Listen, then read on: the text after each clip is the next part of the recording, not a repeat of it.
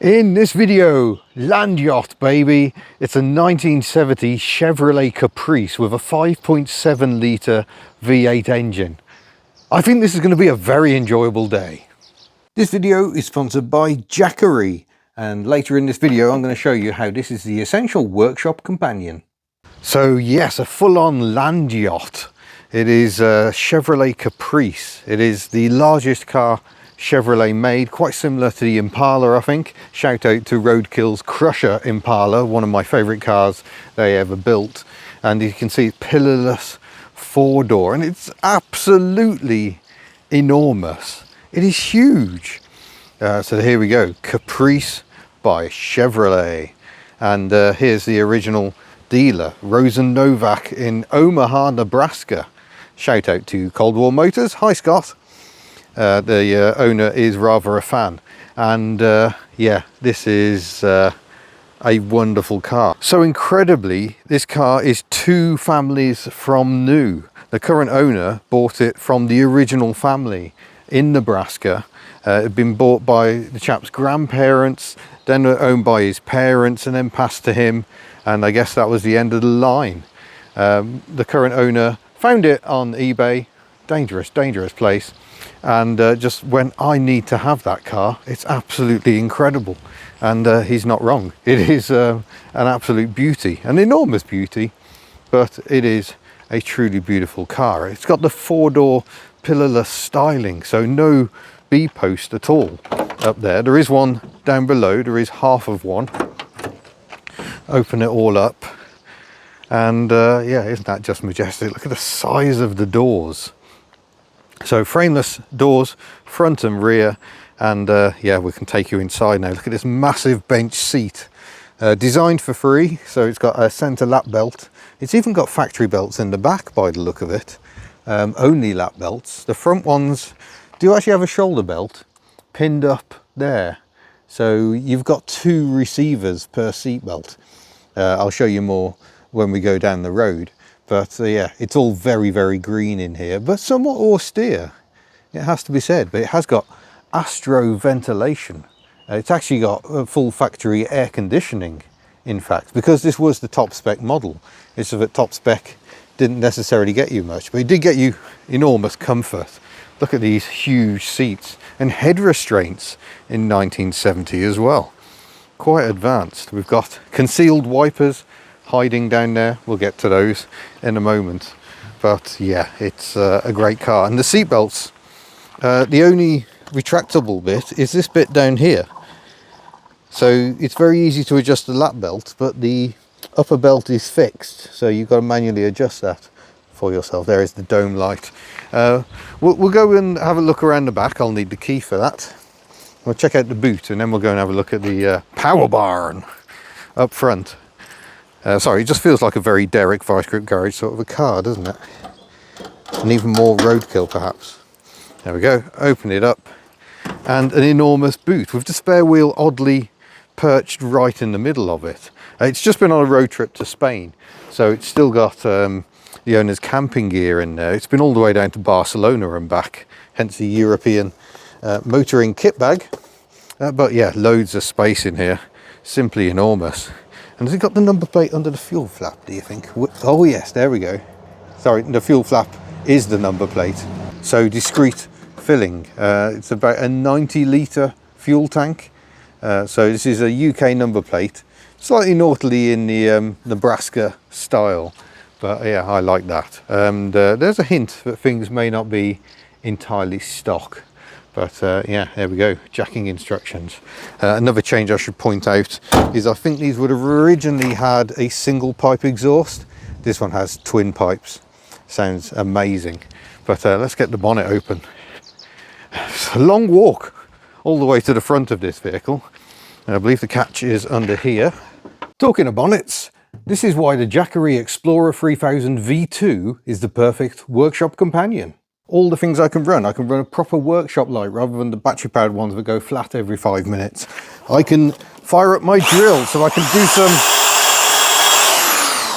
de-rusting. I can power my battery charger to charge up my battery powered devices, and I can light up a genuine part of Boeing's 757 just for a bit of ambience. Why would you not? It really is a brilliant bit of kit. As well as 4 USB ports and 3 13 amp ports, there's even a 12 volt power outlet, so I can run my little 12 volt vacuum. Or I can take it with me on the road, and it's perfect for when I need some power for my editing. That's an awful clip. We've even taken it camping and used it for cooking. Very versatile. Here it's powering my hob and my air fryer. Delicious. One of the things I like most is the fact that it's solar charged. So at the moment my light is powered entirely by the power of the sun. It's even putting some juice in on a cloudy day like today. Beauty of it is you can power lots of things all at once. So if you have not got power where you're working on your car, no problem. Just plug in to your Jackery. We've 3072 watt hours of capacity. It'll power all this for a very long time. We've got a link in the description that will get you a small % off, and also earn a little commission for the channel to help keep videos coming. Videos like this enormous American barge. Let's get back to it and get that bonnet open. Not designed for easy one-man, one-hand operation, it seems. Or maybe it's just that it's incredibly heavy. Do you trust that? That is a lot of weight hanging up there. But yeah, here is the tiny, it looks tiny in this engine bay, 5.7 litre 350 V8 engine with the aircon compressor and the condenser. So it's got, you know, kit that is important. We've got servo brakes, and not just that, we got front discs. That was quite advanced stuff for America in 1970. You know, things like the Dodge Chargers often had all drum brakes and a massive V8 engine. The mind boggles. Perhaps they didn't have to stop much in those days.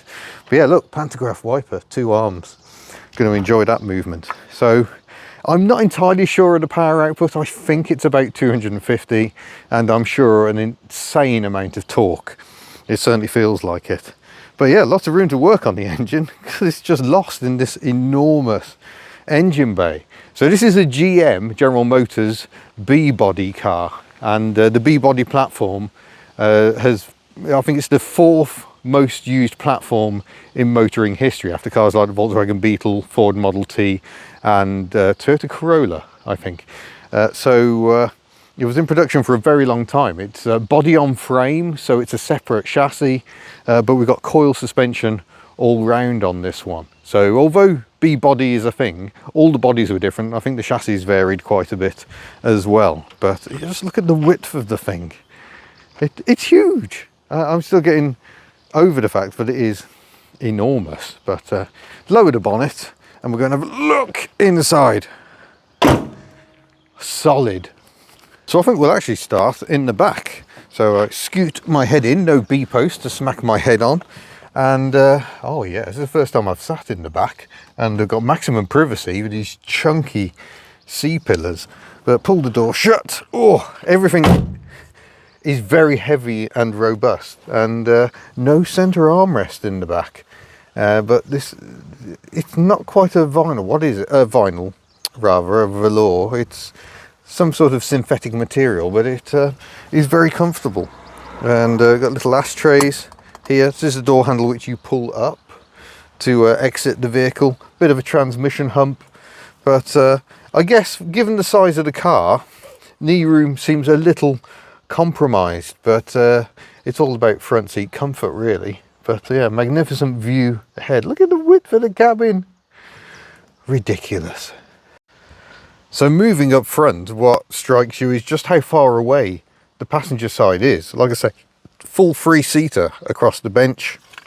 So we've got a lap belt, but there's buckles all over the place because, like I say, the upper section has its own receiver.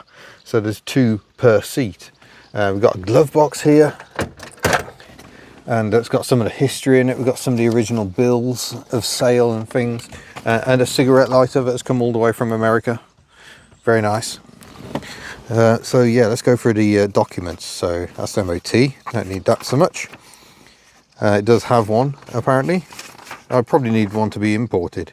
So that is just the MOT information, but they've got original documents here.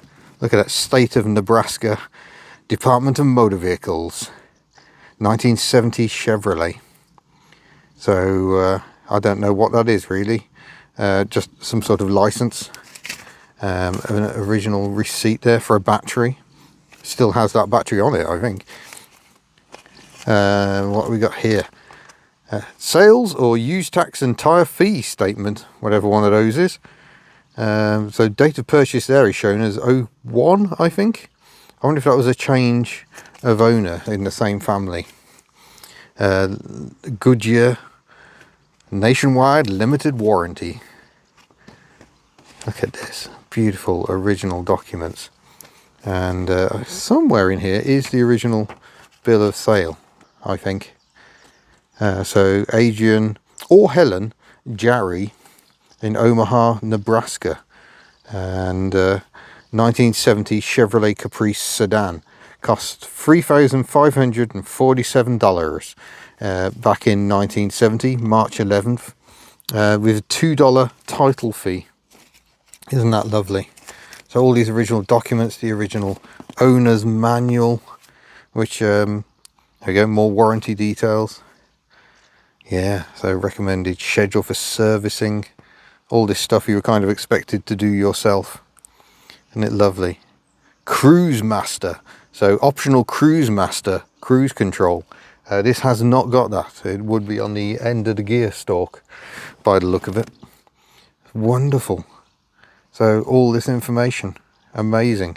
So a wonderful array of documents in this very original car. So we've got the original radio built in, huge ashtray here, which can be used to store a mobile phone as well. Cigarette lighter, which apparently does still work. And the old twist key, you put the key in and then you twist this whole thing. Column gear change, and there are your gear positions. Park, reverse, neutral, drive, low second gear hold and low first gear hold. 1727 on the odometer, presumably on its second go around, because otherwise that's very, very low miles. I suspect it's done most of those miles quite recently. And then the wiper control is down here. Apologies for the sandals, let me remove those from shot. So you push for your screen wash and the 2 wiper speeds. We'll get there, don't worry. And then you got light control here as well. You just pull that out. And just like the Subaru, you've got a push button for the hazards. Lovely indicator noise. I really like that. We've got fresh air vents down here and down here as well. Sorry, no, they're aircon vents. We've got a foot operated handbrake. The dip switch is underneath it to raise and lower the headlamps. And we've got fresh air vents as well. I have no idea what this is about. Anyone got any clues? Do let me know. That's just kind of hanging down there. We've got a remote control. Let's get it around the steering wheel. Remote control for the mirror. So we can adjust the mirror. Probably that doesn't work. Never mind. The mirror's just there. It's not a big problem. No mirror the other side. We have got a very wide interior mirror, which does give a good view, hello, of the rear, through the rear window. And notice we've got the Swiss vignettes. He does like to take this car on adventures. So we've got Swiss up there, we've got Austrian up there. I bet the original family could not have dreamt that this car would do so many miles all around Europe. It's an absolute beauty. Now the pillarless look is very, very cool. I like it a lot, but it leaves me with nowhere to attach the cameras. So if we're going down the road, I'm going to have to wind the windows up, unfortunately. So enjoy those cool looks right now. Right, let's go for a drive in this exceedingly wide car. That's part of the Holly Sniper kit, is the really loud fuel pump. So I'm afraid that is going to be accompanying us, but that's the big V8 engine fired into life.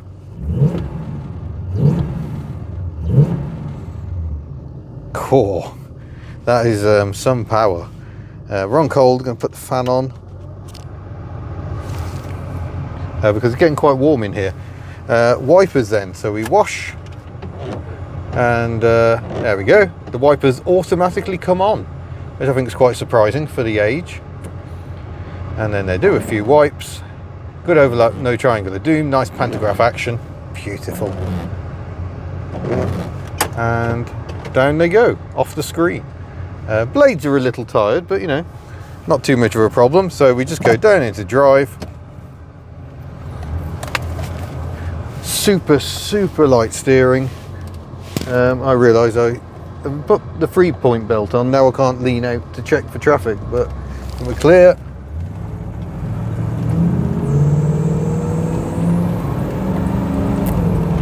I think the squeaking is probably the Holly Sniper doing its thing. It's a fuel injection in the shape of an original carburettor. The owner's not terribly thrilled about it. He has also lowered the car slightly, and he's not overly thrilled about that, but he said before it was so soft that you could stop the car and it would just keep bouncing. These things are so soft. If you watch Roadkill with the Crusher Impala in the early days, where they just fitted, I think it was an 800 horsepower supercharged V8 to it and took it drag racing, the thing would squat like crazy. It looked like it was pulling a wheelie, but all the wheels were still on the ground. But yeah, driving it on these small English roads, it does feel a bit large, but it's not as cumbersome as I expected actually. It steers pretty well. It's just got no sensation of what the front wheels are doing at all. The steering is so light, but yeah, we get past the double nickel speed limit in no time at all. So the suspension is a bit firmer than stock, but it's still a long way from uncomfortable. It still eats up a lot of this fairly damaged English terrain very nicely. But it just wants to be in top gear. It's not really interested in kicking down because it's got so much torque, it just doesn't need to. But there's a bit of creaking going on. I guess it's quite difficult to make a body stiff when you've chopped out the B pillars. And there's an awful lot of plastic and vinyl in here. But yeah, what a machine. Just so smooth, crazy. Go and try and find some faster roads so we can let it do what it's really designed to do, which is cover vast distances. The owner has frequently covered 800 miles in a day with no issue at all. I say the ergonomics aren't brilliant. The wipers a bit of a stretch away. Some stalk operations would be better. We've got stalk for the indicator at least, but that is kind of about it. Head towards workshop on a slightly wider road.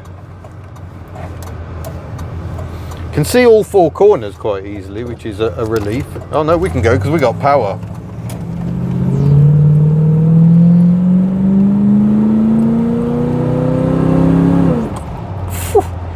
So it's changing out of first at 45 miles an hour. It's the turbo 350 transmission, so hydromatic, although technically, from what I was reading, not actually part of the hydromatic family. It's complicated, shall we say. Oh, we got a tractor, and of course it's left-hand drive, so I'm struggling to see around the tractor, see underneath the tractor. Sure, we'll be alright. Mostly alright. It drives very nicely. He reckons the engine is quite considerably down on compression. It's about 115 psi per cylinder, but it still goes well enough. This is a lot of car to be moving, and it does move it very nicely. And this was just normal family transport in America. That's what we find so odd.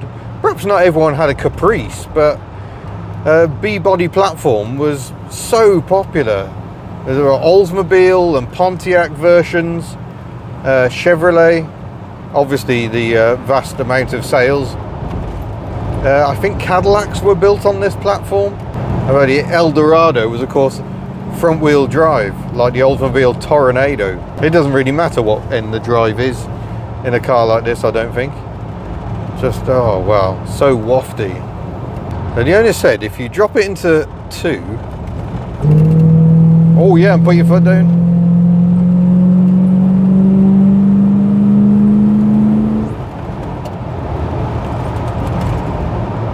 Yeah.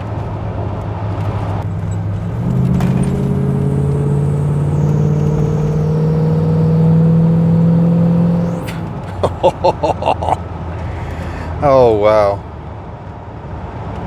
It is so comfortable. Of course, one downside of the bench seat is that what's comfortable for the driver is therefore going to have to be comfortable for the front seat passengers. So if Miss Hubnut was driving, she would be a lot closer to the steering wheel, and I would find myself in the dashboard, I feel. Separate seats do have their advantages, but this is just what it's about, isn't it? It's just wafting along, ultimate waft wagon.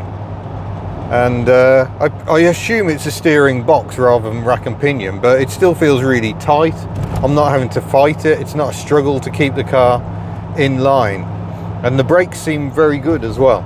They've got disc brake on the pedal, just to remind you how fierce the stopping power is. But yeah, I'm liking this a lot more than I thought. I've not driven a great many Land-yachts.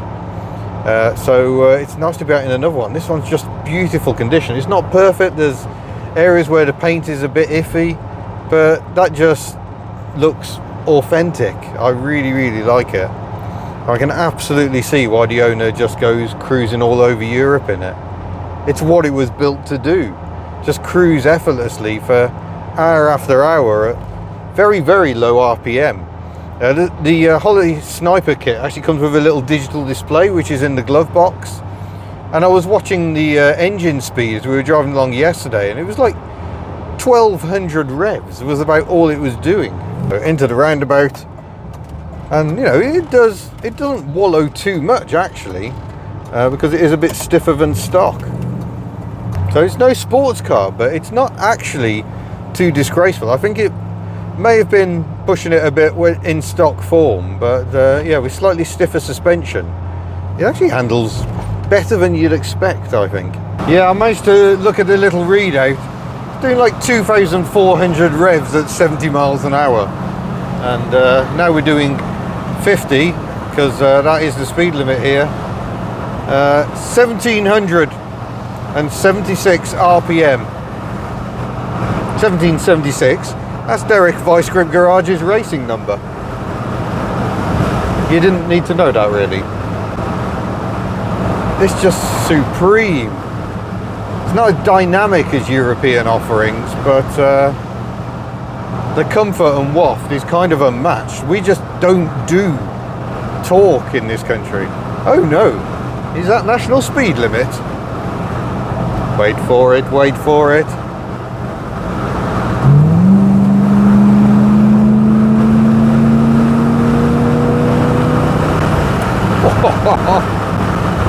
Oh, that gets back up to 70 very nicely. So with the windows shut, it's now getting unbearably warm in here, but it's still really quite peaceful, isn't it? I mean, we're doing 65 at the moment, stuck behind another car. Bloody slow modern cars. And it's just, oh, there we go. I assume that weird hissing noise is the fuel injection doing its thing.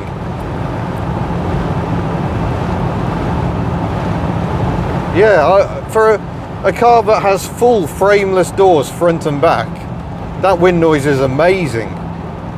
It's not too bad at all. I mean, this is not an aerodynamic car. Wow.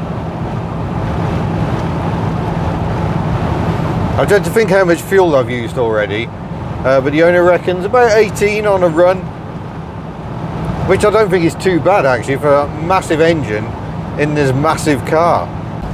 Oh, tunnel.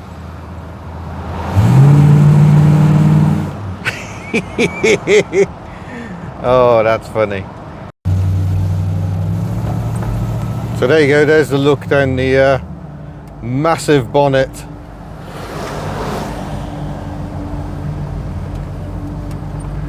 We want to go back north, I think.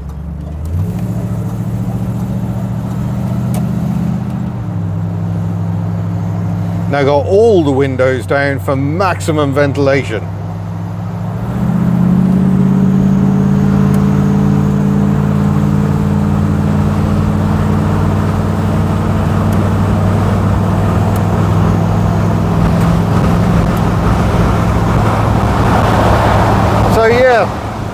70 miles an hour with all the windows open, perhaps a bit much, but how quickly you get up to 70 and with so little effort. Look at the size of this car. I can't even fit the entire width of it on the shot. It is huge. Look, all that. But oh, this is really nice. I've been wanting to drive another Land-yacht for a very long time, and yeah, I get it. I really do get it. Just imagine though, growing up when that was your soundtrack. Every car kind of sounded like that. That's not us, that's that strap. Well, there we go, folks. I've had an amazing day cruising around in the Chevrolet Caprice, enjoying the comfort and waft of this enormous Land-yacht. If you've enjoyed it too, then please let me know down in the comments. Hit the like button. If you haven't subscribed already, consider doing so. I would quite enjoy that. And yeah, I shall see you in a future video. Don't forget, you can find Hubnut merch, none of it American, at the Hubnut store. But yeah, huge thanks for watching this very enjoyable test drive. I shall see you in a future video. Farewell. Caprice by Chevrolet.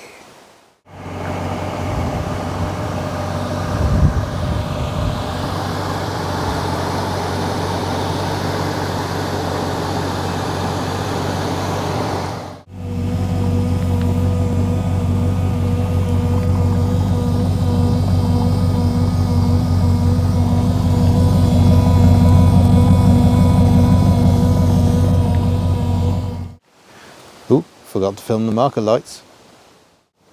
Front and rear.